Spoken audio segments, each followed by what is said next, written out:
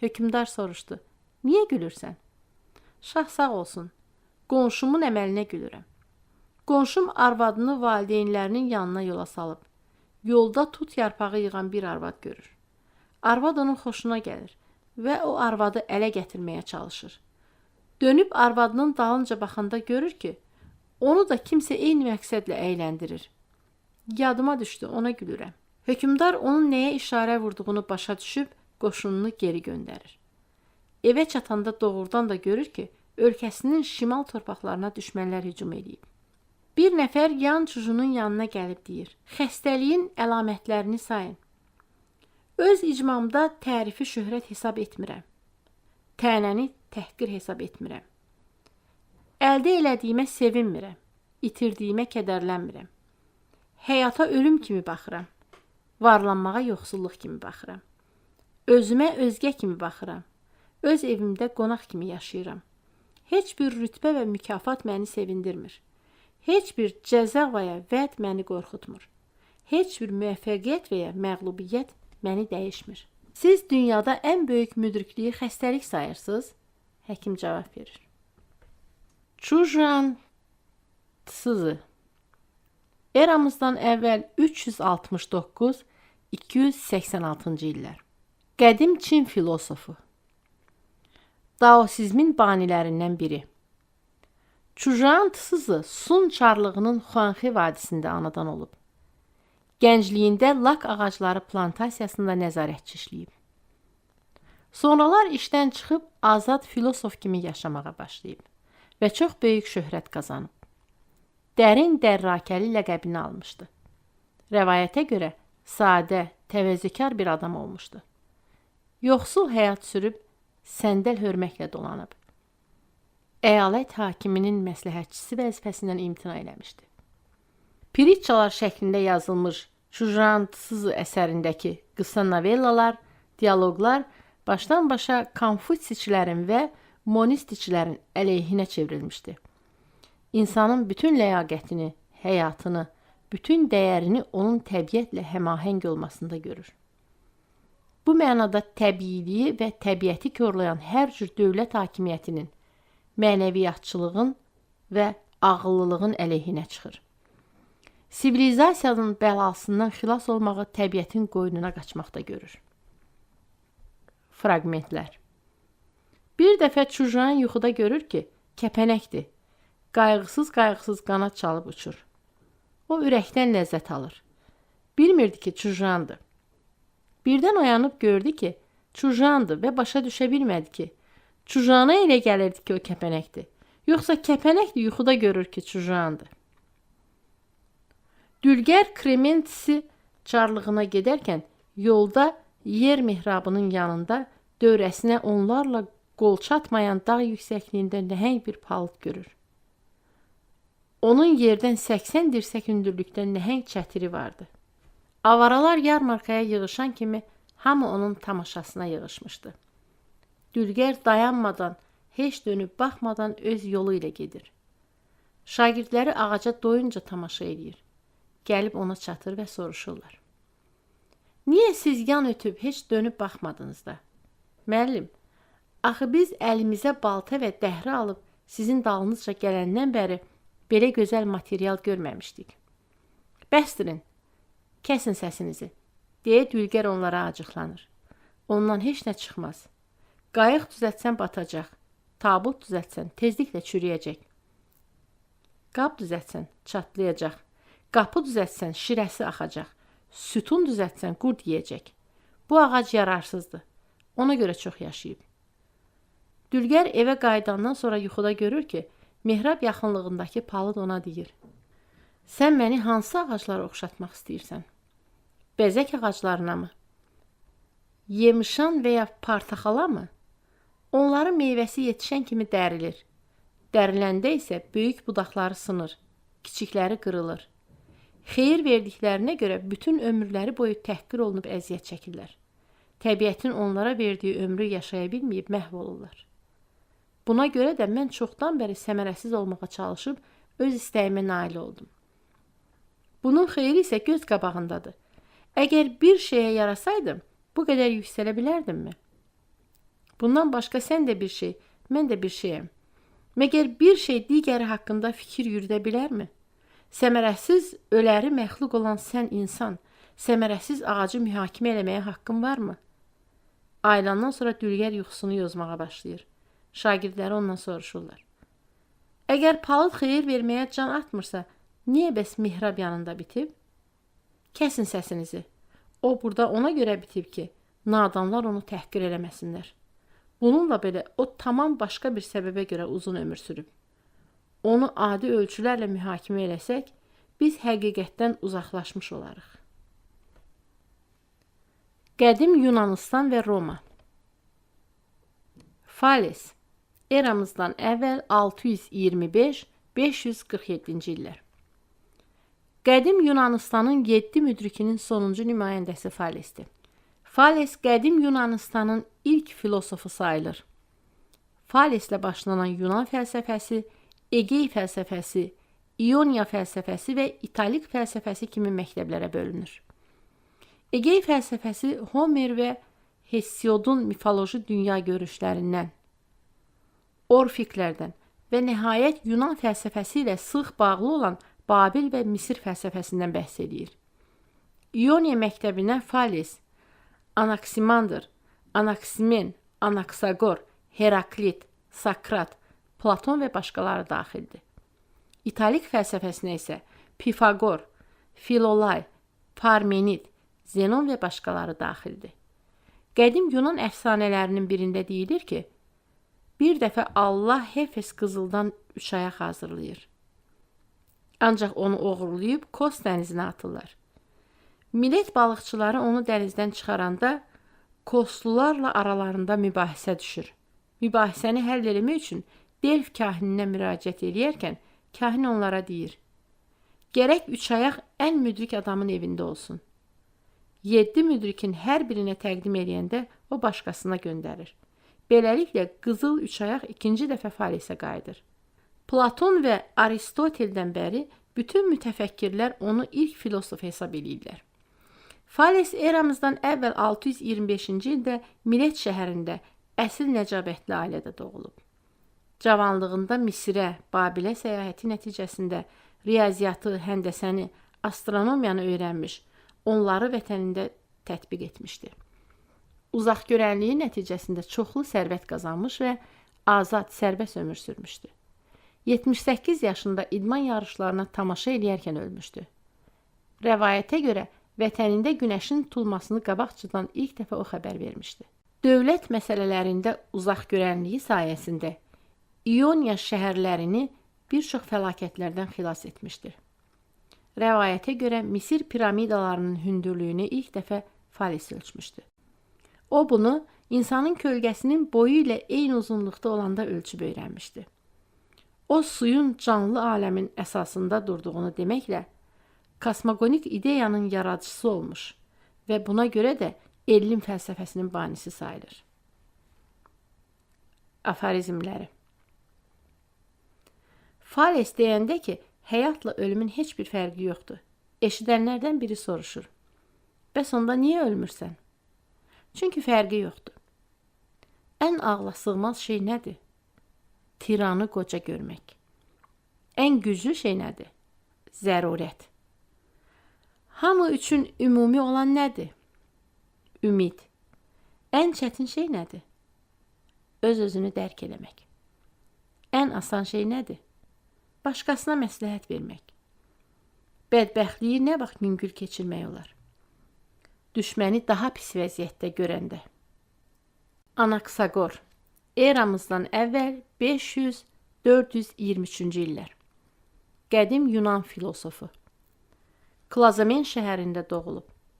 Filosof Anaksimenin şagirdi, dahi sərkərdə və dövlət xadimi Periklin dostu, dramaturq Evripidin və tarixçi Fukidinin müəllimi olub. Sərvətini qohumlarına paylayaraq həyatını təbiəti öyrənməyə həsr edib.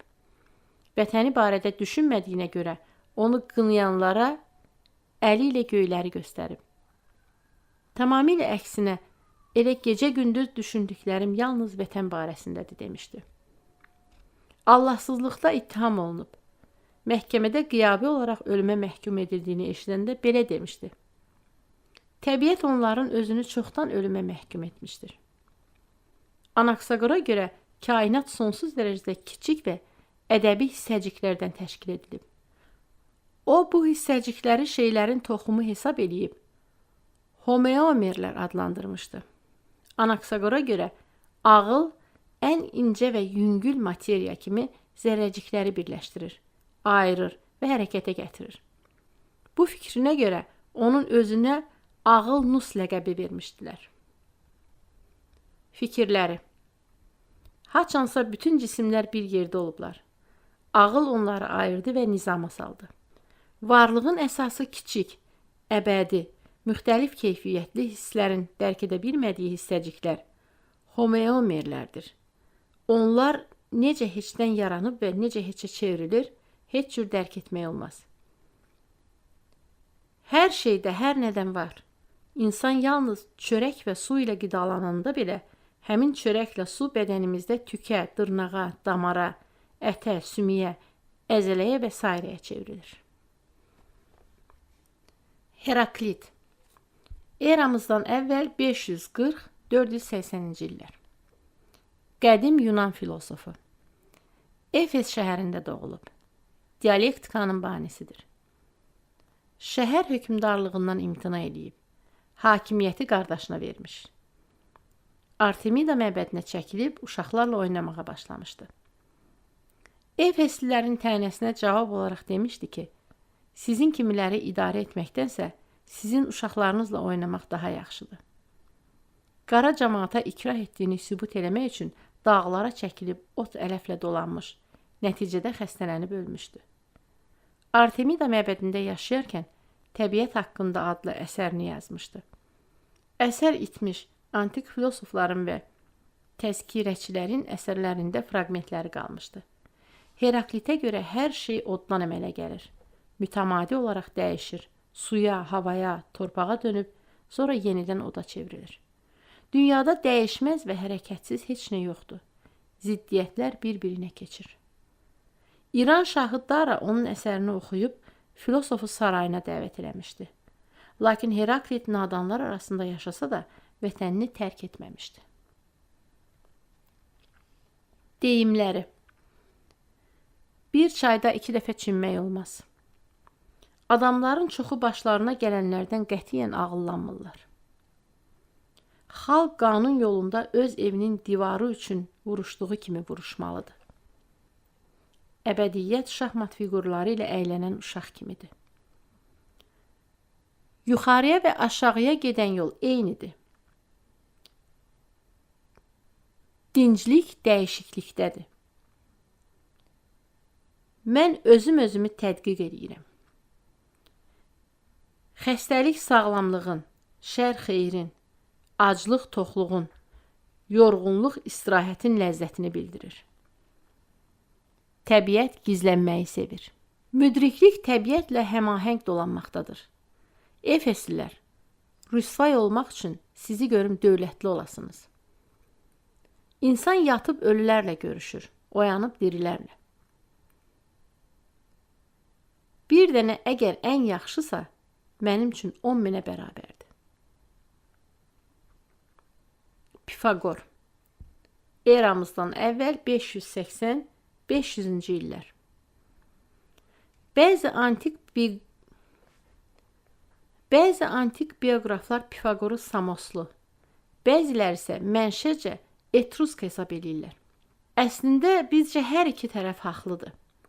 Belə ki, qədim Etrusklar Kiçik Asiyadan köçüb gəldiklərindən əvvəlcə Samos adasında məskən sala bilərdilər və Pifagor da orada doğula bilərdi.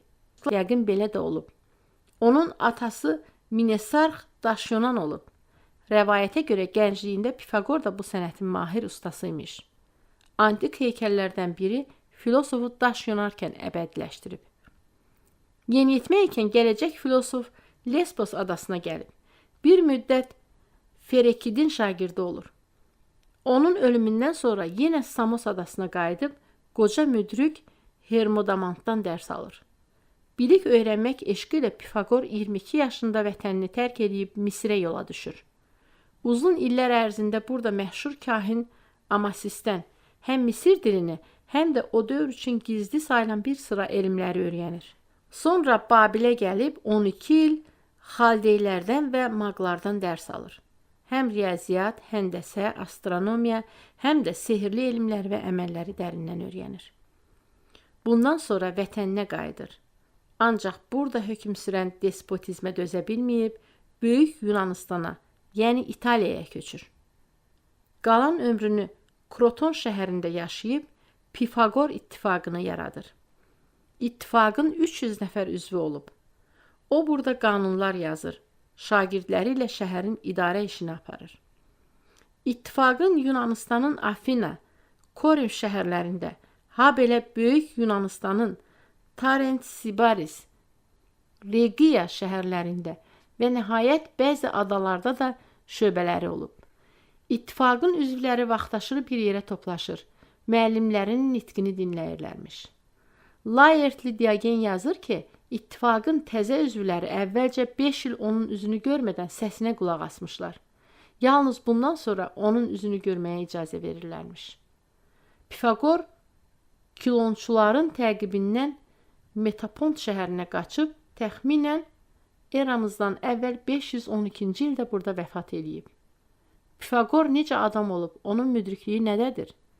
Qədim müəlliflərin yazdığına görə Pifagor sonralar Sokrat da heç nə yazmayıblar. Öz biliyini, dünya görüşünü şifahi yayıb. Onun elmi fikirləri və kəlamları antik filosof və tarixçilərin əsərlərində misal çəkilir. Çox əzəmətli görkəmi varmış. Şagirdlərinə elə gəlirmiş ki, canlı Apollondur. Güya bir dəfə soyunarkən görürlər ki, bədəninin bir hissəsi qızıldandır. Güya Nes çayından keçərkən çayın onu salamladığını eşidiblər. İlk dəfə o pul kəsdirmişdir. Ölçü və tərəzini o tətbiq eləmişdi. Dəqiq elmlərdə məşhur Pifagor qanununu o kəşf etmişdi.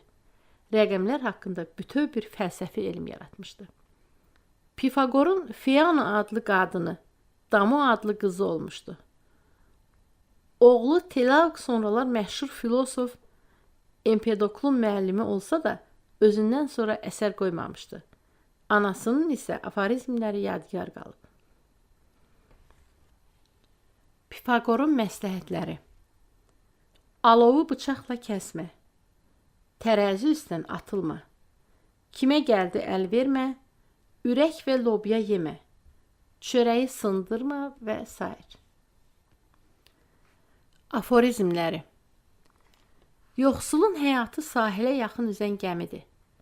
Varlınınki isə dənizin ortasında.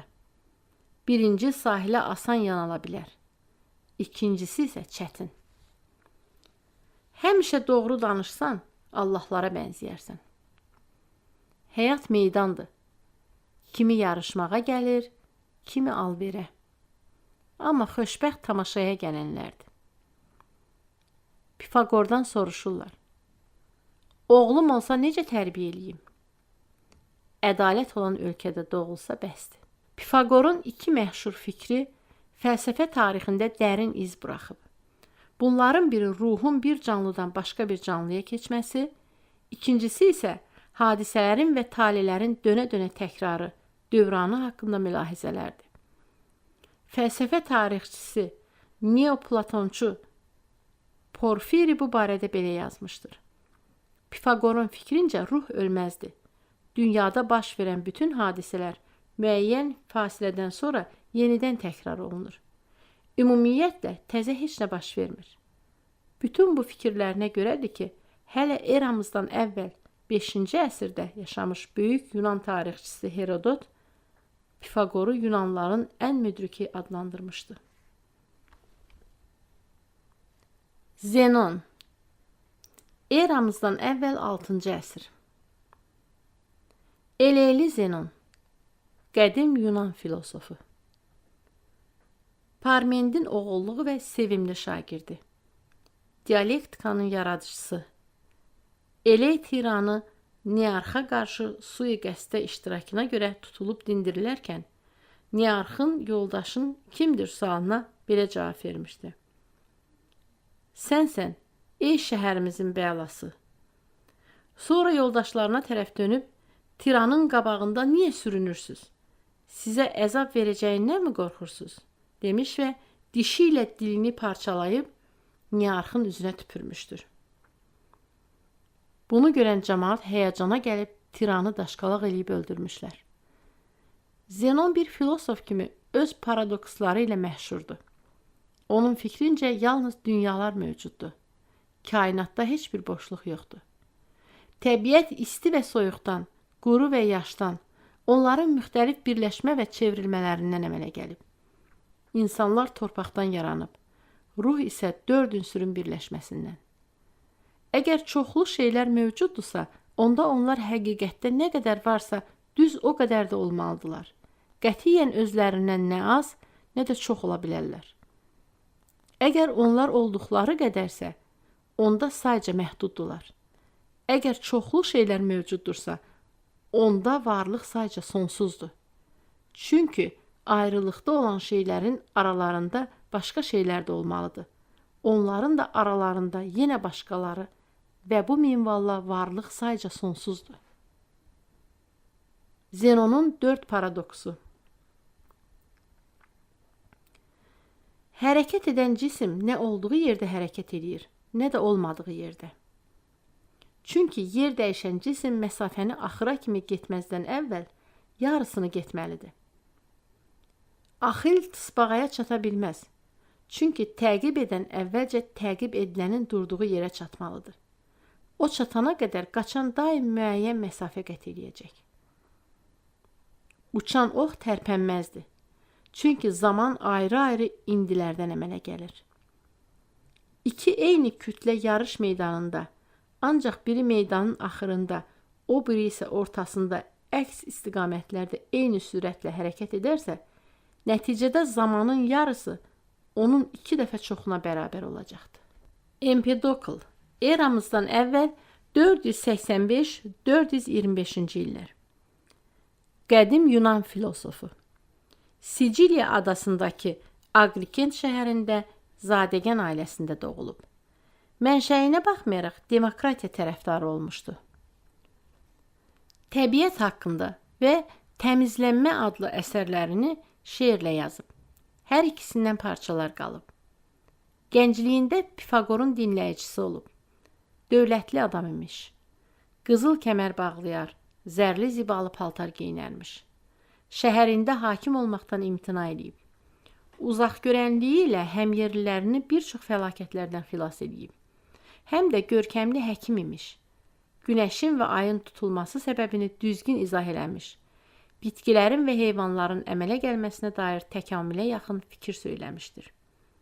Dünyanın əsasını 4 ünsürdə görür. Od, su, yer, hava. Onları bütün şeylərin kökü hesab edir. Empedokla görə cisimlər bir-birinin nifrət və məhəbbət hissləri ilə cəzb və rədd edirlər. Ruhu ölməz hesab edir və onun bir canlıdan digərinə keçdiyini iddia edirdi.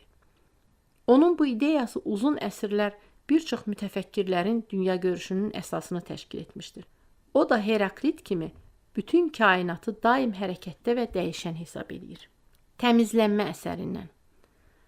Haçansa bir zaman mən yeniyetmə, sonra qız olmuşam haçansa yenə. Mən kol da olmuşam, quş da, balıq da. Yox, ulu Allahlar görünməz bizə. Bu əllər onları hiss edə bilməz. Yalnız ruh mövcuddur. Müqəddəs, əzəl, gəzir fikir kimi o kainatı. Sokrat. Eramızdan əvvəl 469-399-cu illər. Qədim Yunan filosofu. Sofroniksin oğlu. Atası heykəltaraş olub. Sokrat da cavanlıqda daşdan heykəl yonub. Varlı Kratonun köməyi ilə ən yaxşı müəllimlərdən təhsil alıb. Anaksagora qulaq asıb. Sonra yenə heykəltaraşlığı davam etdirməklə küçə və meydanlarda başına toplaşanlarla söhbətə başlayıb. Onun söhbətlərini həyəcansız dinləmək olmurmuş. Bundan sonra ən sadiq dinləyicilər onun evinə toplaşar, söhbət və mülahizələr uzanarmış. Zahiri cəhətcə çox görkəmsiz adam olub. ömrü boyu ailəsi ilə ən yoxsul həyat sürmüşdü. Buna görə arvadı Ksantiplə dava-dalaşları çox məşhurdur. Anaksagorun təsiri ilə hər cür dünyəvi işdən əl çəkib, Afina vətənpərvərləri kimi Spartaya qarşı döyüşlərdə iştirak etmişdi. Heç bir əsər yazmadığına baxmayaraq, 2500 il ərzində haqqında saysız hesabsız əsərlər yazılmışdı. Yunan fəlsəfəsində insanı, onun etik davranışlarını fəlsəfənin başlıca mövzusuna çevirmişdir. Buna görə də Yunan fəlsəfəsi Sokrata qədərki və ondan sonraki mərhələlərə ayrılır. Şagirdləri içərisində bir çox məşhur filosof və tarixçilər yetişmişdir. Qocalıqda dinsizlikdə ittiham olunub ölümə məhkum edilmişdi. Həbsxanada zəhər içib intihar eləmişdi. Sokrat insandan 4 xüsusiyyət tələb edir. Müdriklik, cəsurluq, xeyirxahlıq, ədalət. O, biliklə xeyirxahlığı eyniləşdirib deyir ki, insan nadanlıqdan pis əməllər törədir. Fikirləri əsasən şagirdləri Platon və Ksenofontun əsərlərində qalıb. Sokratın dediklərindən. Sokratdan soruşurlar, niyə sənin alnında kədər əlaməti görünmür? Keyfin həmişə kökdür. Ona görə ki, mənim elə bir qiymətli şeyim yoxdur ki, onu itirib kədərlənim. Sokratı bitki köklərini yeyən görən birisi deyir, sən bizim hökmdara qulluq etsəydin, heç vaxt bu günə qalıb bitki kökü yeməzdin. Sən isə bitki kökləri ilə kifayətlənsəydin, heç vaxt özgəsinə qulluq etməzdin. Birisi Sokrata müraciət edir. Evlənmək istəyirəm, nə məsləhət görürsən? Özün bil. Çünki hər ikisində səni peşmançılıq gözləyir. Sokratdan soruşurlar. Yemək üçün hansı vaxt daha münasibdir? Yeməyin varsa acanda, yoxdursa tapanda. Sokrat demişdi. Qəribədir. Hər hansı bir adam nə qədər qoyunu olduğunu o dəqiqə deyər. Ancaq çox az adam deyə bilər ki, onun neçə dostu var. Çünki onların dəyəri yoxdur. Sokrat demişdi. Bircə onu bilirəm ki, mən heç nə bilmirəm. İnsanlara nə qədər az şey gərək oldu, bir o qədər Allahlara yaxın olacaqlar. Sokrat məhsulla dolu bazara baxıb demişdi. Gör nə qədər çox şey var ki, onlarsız keçinmək olar. Bir dəfə Sokrat demişdi.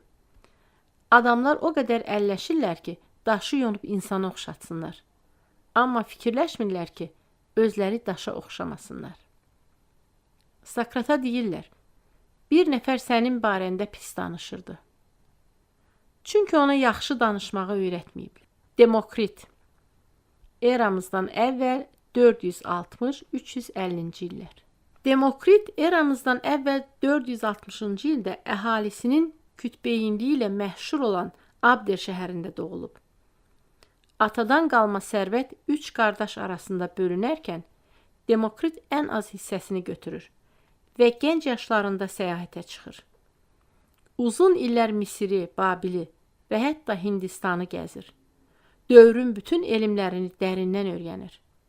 Səyahətdən qayıdıb əvvəl Afinaya, sonra isə doğma şəhərinə gəlir. Onun tamamilə yoxsullaşdığını görüb, ata sərvətini dağıtdığına görə məhkəməyə çəkirlər. Ancaq Demokrit məhkəmədə öz dərin məzmunlu nitqi ilə ata sərvətini elmə sərf etdiyini sübut edir və bəraət qazanır. Bundan sonra müdriklik ləqəbini alıb, qardaşları Herodot və Damasla bir yerdə yaşayır. Demokritin saysız hesabsız əsərlərindən heç biri qalmayıb. Ancaq antik filosofların kitablarında onun çoxlu fikirləri dövrümüzə qədər gəlib çatmışdı.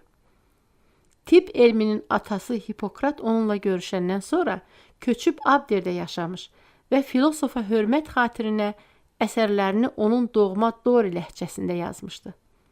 Rəvayətə görə onların ilk görüşləri zamanı Hipokratın gətirdiyi südə baxıb, Demokrit onun qara rəngli inəyin südü olduğunu demiş və düz tapması ilə hamını heyrətdə qoymuşdu. O 90 ildən çox yaşayıb şərəfsiz adamların necə şan-şöhrətə çatdığını görmək istəmədiyindən qoca yaşlarında olarkən günün işığını güzgü ilə gözlərinə salıb özünü kör eləmişdi.